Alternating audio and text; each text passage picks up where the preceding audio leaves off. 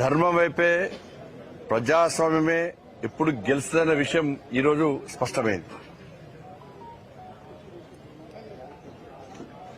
ఏదో దారిన భారతీయ జనతా పార్టీని రాకుండా చేయాలని చెప్పి ఈ ప్రజా తీర్పును పక్కకు పెట్టి కుట్రలతో గెలవాలని చెప్పి అడ్డుకోవాలని చెప్పి ఇలా వాళ్ళు ప్రయత్నం చేశారు. చాలా మంది ప్రయత్నం చేశారు. అన్ని పార్టీలు ఒకటేనాయి. Congress party, MIM party, BRS party అందరూ ఒకటే నడిచాడు.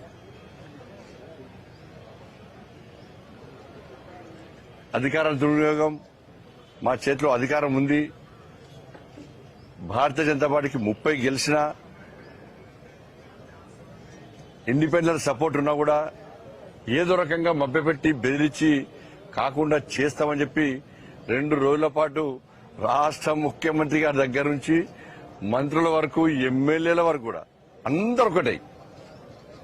ఈ పార్టీ ఆ పార్టీ అని కాకుండా భారతీయ జనతా పార్టీ తప్ప మిగతా పార్టీలన్నీ ఒకటై 2 రోజుల పాటు మమ్మల్ని ఏ విధంగా అడ్డుకునే ప్రయత్నం చేసిరో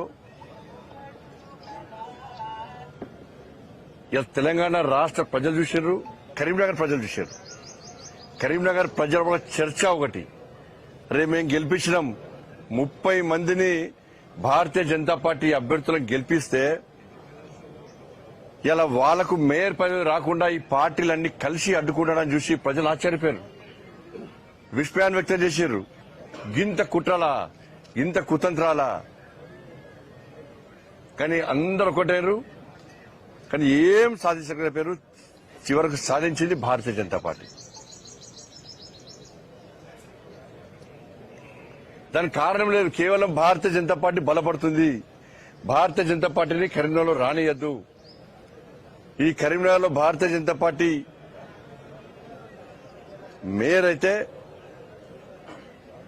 రాబోయే రోజుల్లో తెలంగాణ రాష్ట్రంలో భారతీయ జనతా పార్టీ ప్రభుత్వం ఏర్పడడానికి ఒక సెంటర్ కాపుతుందని చెప్పి ఈ పార్టీలు భయపడ్డాయి. చర్చించిన వాళ్ళందరూ కూడా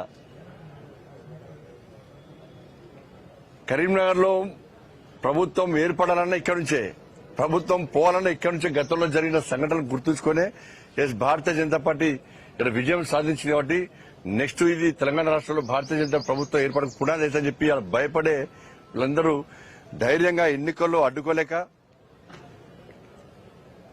ప్రజలు తీర్పు ఇచ్చినప్పుడు కూడా దాన్ని పక్క పెట్టి ఈరోజు అడ్డుకునే ప్రయత్నం చేసినప్పుడు కూడా ఇలా 100% ఇలా భారతీయ జనతా పార్టీ గెలిచింది, ప్రజాస్వామ్యం గెలిచింది. మా మోడీ గారికి మాటిచ్చొచ్చినాం మేము, సార్ కరీంనగర్ కార్పొరేషన్ లో భారతీయ జనతా పార్టీ గెలిపిస్తాం సార్. మా అమిత్ షా గారికి మాటిచ్చేసినాం, మా నితిన్ నబీన్ గారికి మాటిచ్చొచ్చినాం, ఎట్టి బస్సులో కరీంనగర్ కార్పొరేషన్ లో గెలిపిస్తాం, గెలిపించి ఇలా భారతీయ జనతా పార్టీ దమ్మెందో చూపడతామని చెప్పి వారికి ఇచ్చిన మాట ప్రకారం అందరం కలిసి, ఏ ఒక్క వ్యక్తి కాదు, ఇలా ఇంతమంది భారతీయ జనతా పార్టీ సైనికులు గెలిచారు. వీళ్ళందరూ కూడా ప్రజల కోసం పనిచేశారు. భారతీయ జనతా పార్టీ మీద విశ్వాసం, నమ్మకంతో ఇలా నిలబడ్డారు. ప్రజలకు ఒక భరోసా కల్పించారు. ప్రజలు మా మీద విశ్వాసం ఉంచి ఇలా ఇంతమందిని గెలిపించారు. 2005లో ఇదే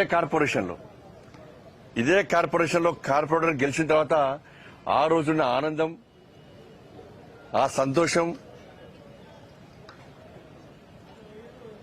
ఆ ఉత్సాహం ఇప్పుడు అన్ని గుర్తొస్తున్నాయి ఇప్పుడు.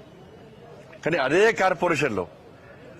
కార్పొరేషన్లో భారతీయ జనతా పార్టీ అభ్యర్థి మేయర్ గా ఇవాళ సాధించడం కూడా అంతకంటే ఎక్కువ సంతోషం, ఆనందాన్ని మాకు కలిగిస్తా ఉన్నది. ఇవాళ తెలంగాణ రాష్ట్రం ఏర్పడిన తర్వాత మొట్టమొదటి మేయర్ ఇవాళ కొలగాని శ్రీనివాస్ గారు, మొట్టమొదటి డిప్యూటీ మేయర్ సునీల్ రావు గారు. అది కరీంనగర్కి అవకాశం దక్కింది. కానీ ఇంతమంది సైనికులు ఇవాళ ప్రజల ఆశీర్వాదం గెలిచారు. వీళ్ళందరూ కూడా ఒక కమిట్మెంట్ తో ఉన్నారు, ఒక ప్రణాళికతో తయారీ సిద్ధంగా ఉన్నారు. ఎట్టి పరిస్థితుల్లో కరీంనగర్ అభివృద్ధి చేయాలని చెప్పి ఒక లక్ష్యంతో వీళ్ళందరూ వచ్చారు తప్ప ఏ రాజకీయ అపేక్షతోనో డబ్బులు సంపాదించుకోవాలని చెప్పి ఆలోచనతో ఇవ్వలేరు. ఇలా ఎలాంటి అవినీతికి ఆస్కారం ఇవ్వకుండా ఇలాంటి ఆరోపణలకు ఆస్కారం ఇవ్వకుండా కరీంనగర్ కార్పొరేషన్ అభివృద్ది చేయాలన్న లక్ష్యంతో మాత్రమే ఎన్నికల బరిలోకి దిగినాం. ఇలా ప్రజలు ఆశీర్వదించారు, సక్సెస్ అయినాం. నేను మళ్ళీ చెప్తున్నా, ఈ ఎన్నికల వరకు మాత్రమే రాజకీయాలు. ఎన్నికల తర్వాత రాజకీయాలను తగ్గించి అభివృద్ధి ఎజెండాగా ముందుకు సాగాల్సిన అవసరం ఉంది. అన్ని పార్టీలు కలిసి రావాల్సిన అవసరం ఉంది. రాష్ట్ర ప్రభుత్వం నిధులు ఇవ్వాల్సిందే, కేంద్రం నుంచి నిధులు మేము తీసుకొని రావాల్సిందే. మన స్మార్ట్ సిటీ అభివృద్ధి అనేది కేంద్ర ప్రభుత్వ నిధులతో ఉన్న విషయాన్ని ప్రజలు గమనించారు. సరే, గతంలో చాలా మంది అనేక రకాలుగా మేం తెస్తాం రాష్ట్ర ప్రభుత్వం చాలా మంది చెప్పుకునేదారు. కానీ ప్రజలు లేట్ అయినా కూడా లేటెస్ట్ గా తీర్పిచ్చి పూర్తి మెజార్టీ ఇచ్చి ఇలా మమ్మల్ని గెలిపించారు.